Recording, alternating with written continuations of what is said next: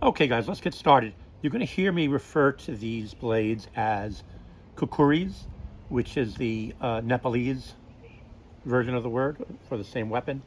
If I use kukri, that is the Indian word for the same item.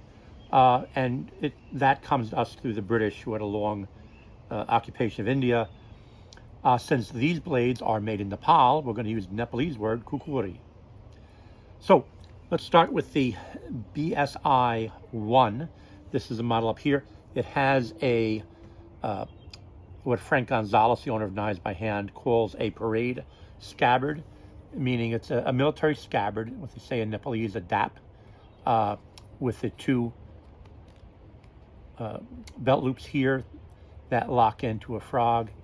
And it's a very high polished leather. You can see this why it's meant for parade. The main difference between the BSI 1 and the BSI 2, we'll go to general specs in a minute, is the tangs.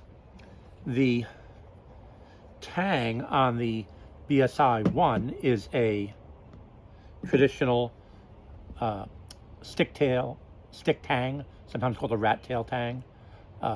Goes all the way through, and it gets peened on the end cap here with a locking nut, right?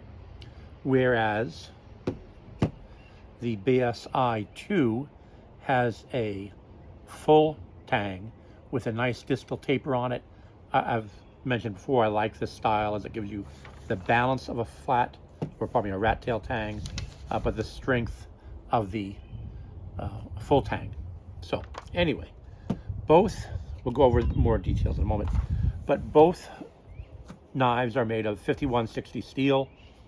They are this Knives by Hand and other more modern kukri makers, or they'll say the best of the kukri makers in Nepal, are using new 5160 stock. They're not getting old leaf springs from the junkyard, so you don't have to worry about stress fractures in the steel. And a lot of the kukri makers are doing this. I know Kalish is one. I'm sure there's others these days. They're also quenched in oil, as opposed to the traditional method of getting them hot and then pouring water from a teapot just on the cutting edge.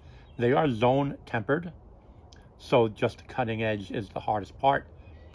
But the oil quench gives you a better, more consistent hardness. Both blades are a 10¼ inch blade from the tip of the blade here to the beginning of the bolster there. They are an overall length of 15½ inches, tip to bottom of the pommel, and the spine thickness is 1/4 inch thick on each of these. So in addition, and the BSI 1 with the stick tang is measured out 17 ounces on my scale, and the full tang is only 2 ounces heavier at 19 ounces. The big difference to me, in addition to the tang, is the sheath you get with the actual service issue sheath, which is intended to be a combat sheath or a field sheath, let's say. This thing is a real work of art. Well, first off, you have the scraper blade. It's meant for honing the edge, right? You can also use, if you have a ferro rod, to scrape a ferro rod. Probably put the edges here a little bit rounded for that. I'd take a file to that, flatten out, and then you have a small utility knife, which is sharp, which you could use to scrape a fire steel if you wanted to. The sheath has, the area for the blade, the opening for the blade. It has the space for the honing steel and the utility knife. It has a slot here that is meant for fire tinder. There's a char cloth. There's a piece of leather in there, which Frank, I think maybe half joking, refers to a medical device, because you will go and bite down on that if they have to operate on you. without anesthesia. There is a pouch in here, a pouch function that you could put your char cloth in, or other tender, fold that over. It keeps it pretty waterproof. At least it's water resistant. But look at the work done on this sheath. I'm going to go and take some close-up pictures and add them in later, or at least a close-up in detail. So you have these appear to be hand forged or hand created rivets. Anyway, you can see the file marks on these. Beautifully done onto the frog. The frog is the piece of leather slides down. If you can see, I'm pulling it down a little bit. Will slide down and act as a separate piece to hold the belt loops. But that is just a beautiful thing to behold. It is water buffalo hide, so a little thinner than our western cow hide, which we're used to, but a very pretty sheath. The length of the handle on these is traditional for a Nepalese person. Nepalese men are usually shorter than, especially in the old days, European men. And the handle is going to be, shorter for them. Perfect fit for a smaller person than me. It's a little small for my hand, but it is such a nice piece of work. I don't mind just admiring it from here.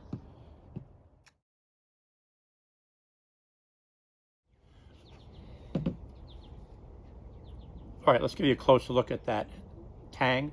Notice this is a distal taper, meaning it's thick towards the top and goes more narrow down the back. Little thicker in front, on top on the spine side, than on the cutting edge side, but just a tad. But still, it gives you a very nice balance. The only problem I have with this is it's too short for me. It's perfectly fine for a shorter person, or someone with hands that are not as wide as mine. But the balance is still good, even though it's not made for my size hand. I still like the balance of this. The traditional way to make a kukuri in Nepal is with that rat tail or stick tang, right? It starts wide, same thickness or width as the base of the blade, then narrows down very quickly into a long tail and gets peened on the end, on an end cap with that pommel. And then some of them were just really small. The old 19th century ones that Atlantic Cutlery is selling, I have one. I had to take off the handle trying to make a better handle for me.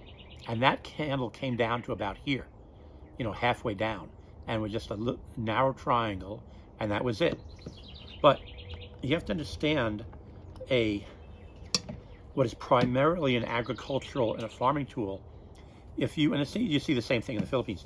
If you break the handle on one of these in Nepal or in Southeast Asia, Indonesia, anywhere where you see agricultural tools with a stick tang, you break that, you go take it to the village smith, or some of these that don't have an end cap, it's just stuck in a piece of wood, you can build it yourself. You take it and you stab it into a log, and then you take your dad's or your brother's blade and you trim away what's not a handle, and basically you just hammer it in like a nail into a piece of wood, and the friction holds it in there. But you do not want to have that happen in war. So if you're far from home and you're in the middle of war and your handle breaks, you have a problem. My buddy David Daniel, who is an instructor with the American Bando Association and is a direct student to Dr. G, tells me that Dr. Mungji is adamant on, you want a full tang for combat. You cannot have that thing break. So you'll see the British issued ones for their Gurkhas in India, and the British had a long occupation of India. They'll have a full tang, but it'll be a full thickness all the way back, and without that distal taper.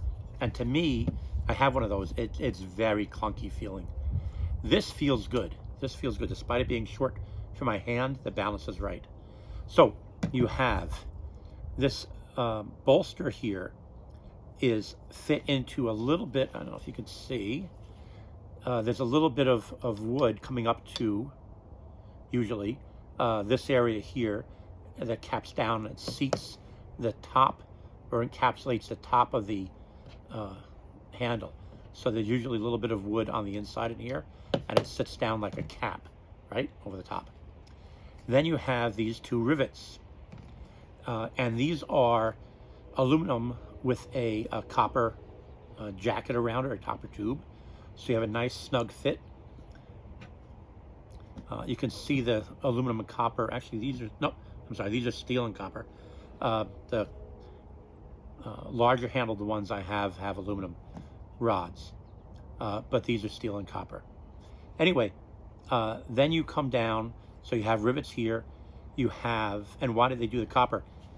I know from my knife making classes I've taken, you'll peen the rivets down, and they basically, they kind of bend inside there, and that friction holds it against the wood. If you use copper, that softer material goes up against the wood, and it acts as a bit of a extra gripping surface. I like that idea. It's a little nice touch to me on why that's done. So then you have the pommel cap here, which goes and again bites onto the wood. Then you have a pommel nut. This is that diamond cross section here, and then that steel colored piece in the middle is that little tail of the tang coming through, and then they peen that. So you have a lot of connections between the handle and the tang. In addition, I'm sure they're using some epoxy in there as well. But you have the two pins, which are the main connector. You have the bolster. You have the pommel cap.